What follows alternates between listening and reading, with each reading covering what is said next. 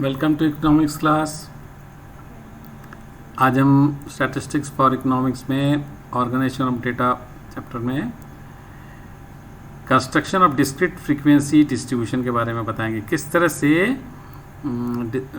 Frequency distribution जो बनाएंगे आपके सामने एक एग्जांपल के साथ आज हम समझाने वाले हैं। तो शुरू करते हैं। एक एग्जांपल ले रहे हैं। Prepare frequency table of ages of 25 students of 11 classes in your school।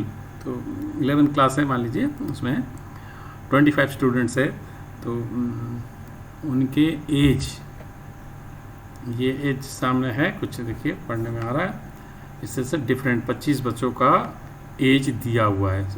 अब इसको आपको एक टेबल बनानी है फ्रीक्वेंसी डिस्ट्रीब्यूशन। तो कैसे बनाएंगे ये देखिए।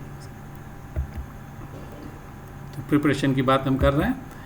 तो a table is prepared with 3 columns having 3 headings, variable, tally marks and frequencies. तो सबसे पहले एक ब्लैंक टेबल का फॉर्मेट बना लेंगे।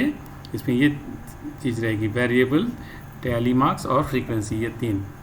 तो देखें कैसा होता है, ये है इस तरह का एक टेबल आप लोग बना लेंगे पहले।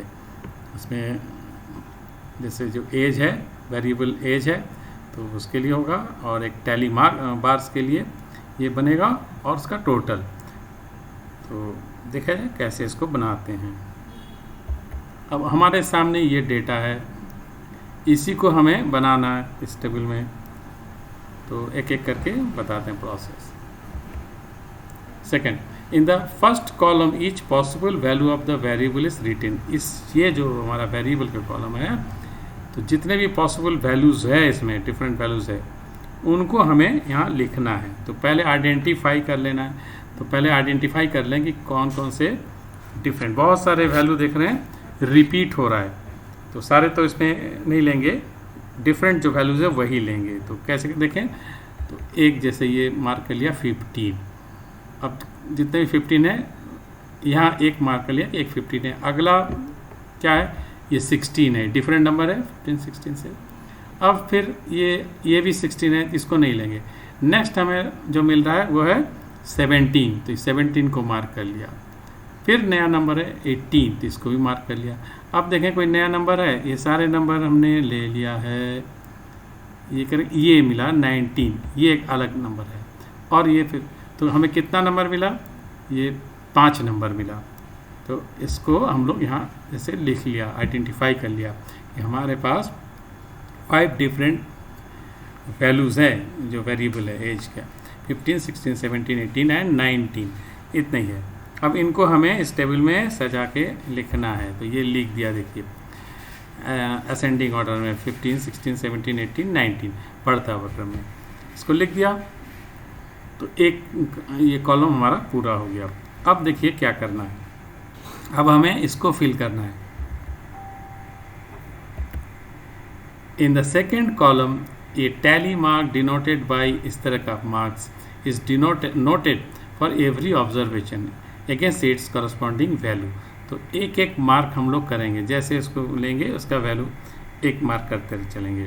तो शुरू करते हैं। तो ये पहला है 15, ये इसको यहाँ दिखा दिया, 1 मार्क कर दिया, और यहाँ भी इसको टिक कर देंगे। ये हमने ले लिया, जैसे भूल ना हो जाए, इसलिए तुरंत आपने यहाँ एक टिक कर दिया। अगला क्या है 16, तो यहाँ पे आना चाहिए, तो यहाँ पे हम लोग इसको मार्क कर देंगे। अगला 2 वैल्यू है, देखिए 2 है, डायरेक्टली हमने 2 ले लिया, तो यहाँ दोनों में मार्क भी कर दिया, देख रहे हैं। फिर नेक्स्ट है 17, तो 17 को हमें मार्क करना है, तो यहाँ पे लिख लिया और यहाँ भी मार्क कर दिया। फिर है 18, देखिए 2 बार है, तो 18 2 बार लिख दिया और यहाँ भी मार्क कर दिया है, जिससे कोई गलती ना हो। फिर है 17, तो देखिए 17 ले लिया और यहाँ मार्क कर दिया। अगला 2 है 15, तो 2 15 ले लिया और इनको भी मार्क कर लिया। फिर है 2 16, तो 2 16 ये ले लिया और इनको भी मार्क कर दिया। फिर है 17, तो समझ में आ रहा है ना प्रोसेस। अब ये 17 यहाँ मार्क करेंगे, 17 ये मार्क किया और यहाँ टिक कर दिया। फिर है 15, तो हमें ये 15 पे मार्क करना है और यहाँ भी टिक कर देना है। फिर है 16, अब देखिए क्या होने जा रहा है, यहाँ ये 4 बार आ चुका है। अब ये 16 लेंगे तो क्या करें इसको, क्या इस तरह से करें? देखिए इसमें थोड़ा सा समझना है क्या करना है। अब जब ये 5वां मार्क आ रहा है, हमें after particular value has occurred 4 times for the 5th occurrence we put a cross tally mark. इस तरह से ये देख रहे हैं, इस तरह से कर दिया, cutting the first 4 tally marks and this gives A block of 5। तो ऐसे रहेगा, इसका मतलब आप समझ जाइए कि 5 है, 5 पूरा हो गया।